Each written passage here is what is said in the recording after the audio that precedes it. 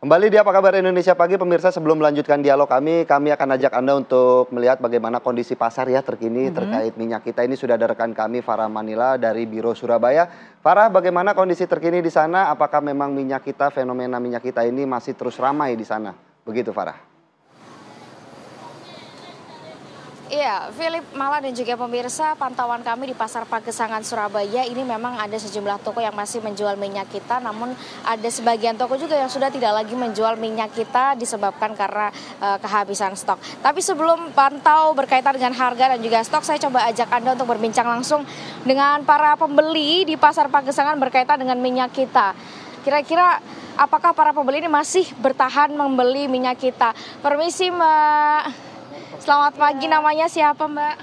Dewi. Mbak Dewi, ini tahu nggak info soal minyak kita yang sedang viral saat ini nih Mbak? Oh iya. Ini kan infonya kan ada yang ketika diukur waktu disidak itu ternyata jumlahnya tidak 1 liter gitu ya Mbak ya. Mbak Dewi sebelumnya sudah pernah beli minyak kita atau belum nih Mbak? Pernah. Nah ini apakah setelah dapat informasi ini tetap membeli minyak kita atau seperti apa? Enggak sih, sekarang pilih yang lain yang lain gitu. Itu karena memang kualitas minyak kita yang kurang baik atau dari volumenya atau seperti apa ini Mbak? Dari volumenya. Volumenya ya? Iya. Berarti begitu tahu informasi ini sudah nggak berani lagi beli minyak kita? Iya. Lebih prefer beli minyak kita, beli minyak merek lain atau curah atau apa Mbak? Merek lain. Merek lain ya? Iya. Tanggapannya gimana nih Mbak kalau pas dengar informasi kalau ada minyak yang ternyata lebih berkurang? Sangat mengurangi ya percayaan, pasti kita membeli kan dengan harga segitu terus kurang jadi gimana gitu. Kecewa nggak Mbak dengan kondisi ini? Kecewa. Oke, kemudian ini harapannya mungkin bisa disampaikan Mbak berkaitan dengan informasi yang sedang viral dan temuan-temuan yang ada di pasar-pasar lain nih Mbak. Harapannya lebih timbangannya diperbaiki lagi dan harganya agak diturunkan lagi. Soalnya buat kita yang pedagang juga sama ibu-ibu yang lainnya itu kan kasihan. Jadi pendapatannya pengaruh sama pendapatan sama mungkin lainnya lah gitu. Baik. Terima kasih banyak Mbak Dewi atas waktunya. Pemirsa, tadi sedikit cerita dari para pembeli yang rupanya juga mengaku kecewa terhadap penemuan minyak kita yang ternyata jumlahnya tidak sesuai dengan takaran yang tercantum dalam kemasan. Berikutnya saya coba ajak Anda untuk berbincang dengan penjual. Ada permisi Mbak, semoga tidak menghalangi nih. Oke, Mbak selamat pagi. Selamat pagi ya. Mbak Ati, Mbak boleh ceritain nggak minyak kita sekarang harganya berapa, terus stoknya gimana ini Mbak? Kalau untuk saat ini tuh masih sudah stabil Mbak, sudah banyak. Ya, kalau yang kemarin kan bulan-bulan kemarin itu terlambat, ada keterlambatan stok mungkin ya di sananya. Cuma harganya sekarang naik, satu kartonnya kena 198.000. 48.000 artinya 198, jualnya per liter berapa ini Mbak? Per liternya sekarang jadi 17,5 saya kalau jual. Satu piece-nya 17.500. 17.500 itu 1 liter atau berapa? Ya 1 liter sih, cuman ukuran pastinya kan saya juga nggak pernah iya nggak pernah ngukur. Mbak ini kan ada info nih Mbak kalau ternyata waktu diukur ternyata nggak sampai 1 liter. Ini sempat dengar informasi ini atau gimana nih Mbak? Ya sempat dengar, cuman saya nggak pernah membuktikan sendiri juga. Jadi saya cuma jual aja. Apa ada keluhan dari para pembeli Mbak berkaitan dengan harga? Ya ada juga. Sekarang pembeli itu banyak yang lari ke minyak curah Mbak. Apalagi kayak orang jualan itu banyak yang ke minyak curah. Jadi saya lebih cepet lah laris minyak curah. Iya. Banyak Mbak Ita, pemirsa tadi laporan juga dari para pedagang yang memang ternyata banyak juga masyarakat yang sekarang kemudian beralih dari membeli minyak kita kemudian menjadi membeli minyak curah bagi pembeli yang memang berjualan atau berdagang gorengan begitu ya. Namun untuk para pembeli yang dikonsumsi sendiri biasanya memang mengonsumsi minyak dengan merek-merek lain. Demikian informasi dari wilayah Surabaya. Saya kembalikan ke rekan-rekan di studio. Baik, terima kasih Farah Manhila mengabarkan langsung dari Surabaya, Jawa Timur, di mana masih banyak ya minyak kita yang ditemukan, namun ada harganya juga yang di atas HET. Nah, kita akan kembali ke dialog kita bersama dengan Bang Andre. Bang Andre, kalau kita lihat banyak beberapa pengusaha yang mengusulkan agar minyak kita ini kemudian diganti BLT ke masyarakat. Sikap dari DPR sendiri, Komisi 6 khususnya terhadap usulan ini seperti apa, Bang?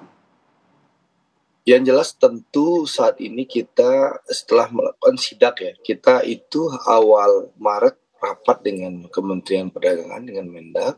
Lalu kemarin tanggal 14 kita melakukan sidak ke lapangan untuk rangka mengawal apa hasil kesepakatan kita dan merapat dengan Mendak. Nah, nanti tentu setelah Lebaran kita akan melakukan evaluasi apa rekomendasi-rekomendasi kita kepada pemerintah. Nah, di lapangan kan ditemukan dua hal. Yang pertama, harganya di atas HET.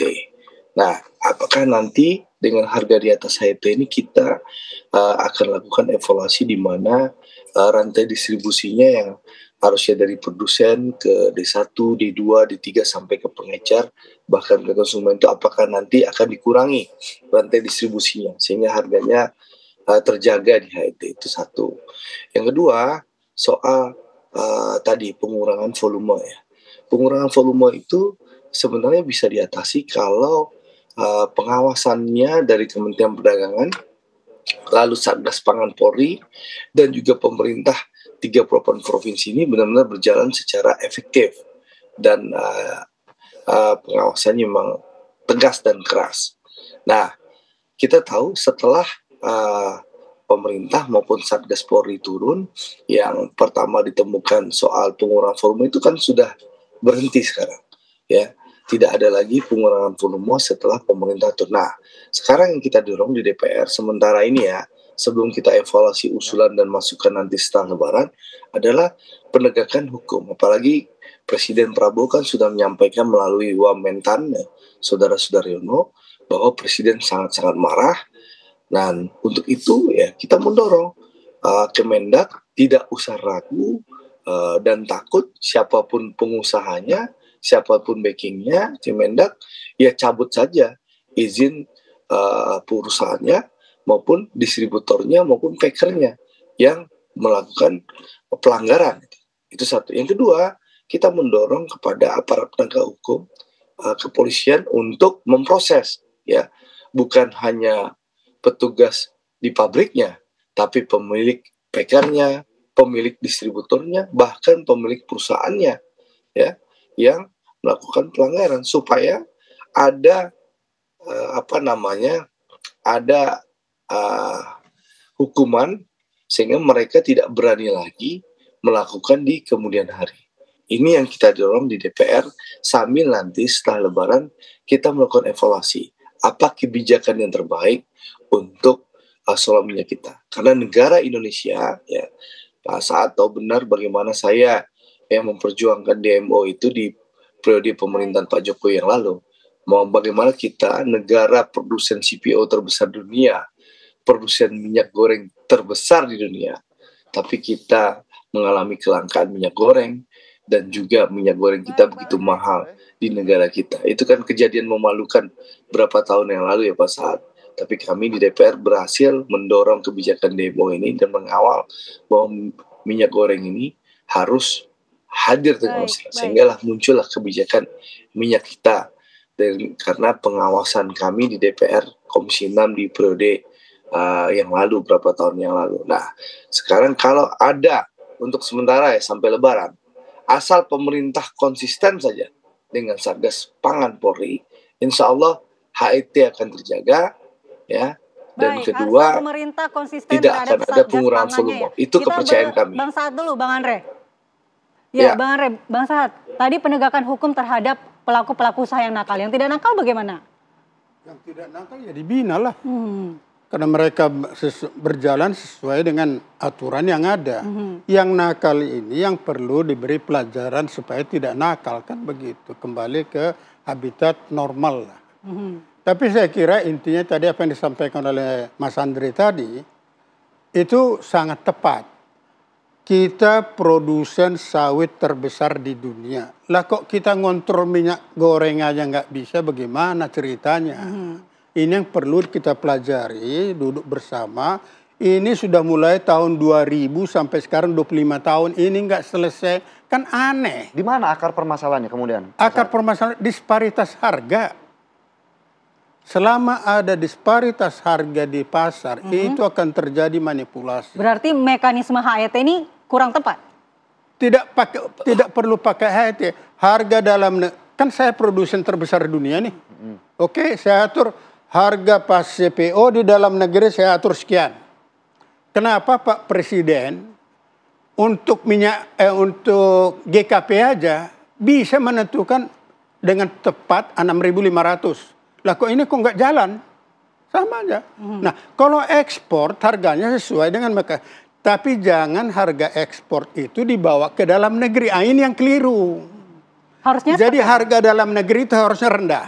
Nggak ada alasan untuk tinggi. Karena produksi kita cukup banyak begitu. Produksi kita itu Pak Andre tadi udah benar. Itu aja dijalankan. Harga dalam negeri diatur.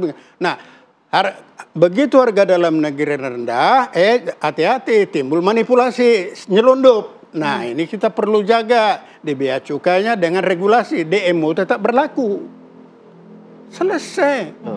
Persoalan ini nggak akan seribet ini kalau itu. Terima kasih Mas Andre yang ingatkan produsen terbesar tadi. Karena kan kita produsen terbesar CPO, tapi kita masih gonjang-ganjing masalah jadi minyak ibarat di Indonesia. kita petinju kelas berat, tapi nggak tahu bertinju. Oke, nanti kita lanjutkan pembahasan ya. Kita jeda dulu Bang Saad. Saat lagi kita kembali di Dialog Apa Kabar Indonesia Pagi.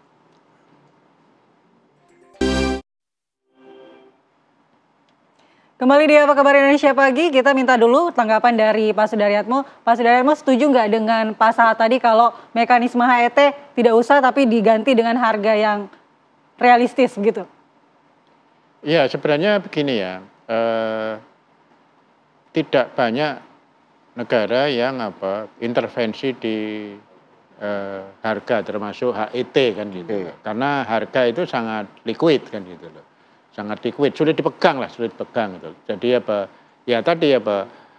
pengalaman di kita kan mengatur HET tapi komoditasnya tidak ada di pemerintah. Sudah barang tentu dia tidak bisa menjamin ketersediaan kan gitu. Satu itu. Yang kedua, kita ngatur HET tapi di sawit itu kan begini ya.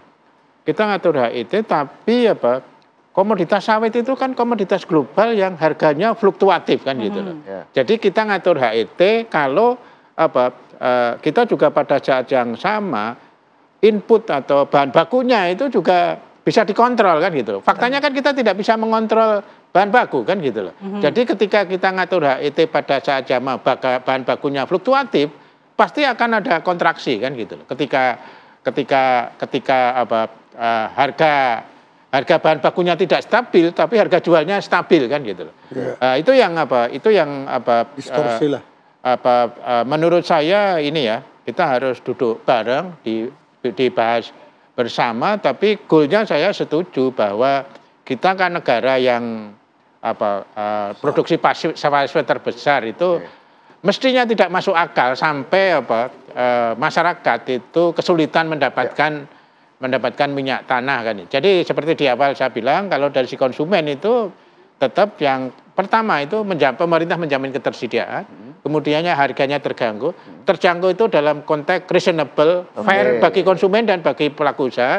Dan yang ketiga standar mutu dan ukuran tadi. Berarti artinya kan jangan sampai kebijakan-kebijakan tersebut yang dirugikan adalah masyarakat Indonesia, begitu ya. Baik, terima kasih Pak Sudaryatmo atas waktunya. Pak Saad, terima kasih atas penjelasannya. Terima kasih juga Bang Andre yang terhubung dengan daring Zoom. Terima kasih atas waktunya pada pagi hari ini. Tentunya kita berharap ya Andi Kumala bagaimana kasus minyak kita ini cepat selesai kalau bisa sebelum Lebaran. Iya, karena kita mau goreng ayam nih. Mau masak. Dan pemirsa, berakhirnya dialog kita pada pagi hari ini tentunya sekaligus mengakhiri jumpa kita di Apa Kabar Indonesia Pagi hari ini. Saya Firbusyunaso. Saya Andi Kumala, terima kasih perhatian Anda. Sampai jumpa.